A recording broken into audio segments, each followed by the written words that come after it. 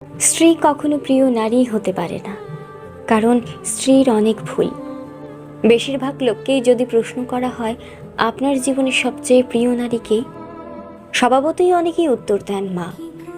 কেউ বলেন মেয়ে, কেউ বলেন বোন, কেউ বা বলেন নানি, কারণ সে তাকে কোলে পিঠে করে মানুষ করেছে। এমন অনেকগুলো সম্পর্কের কথাই উঠে আসে, খুব অবাক লাগে। একজন মানুষও উত্তর দেন না তার বউ তার সবচেয়ে প্রিয় নারী। আসলে বাঙালিদের সমস্যা, বউকে ভালোবাসি বললে মান সম্মান চলে যাবে, লোকে বউ পাগল বলবে, বউয়ের কাছে ছোট হয়ে যাবে, অথবা বাকি পুরুষদের সামনে হেডাম কমে যাবে।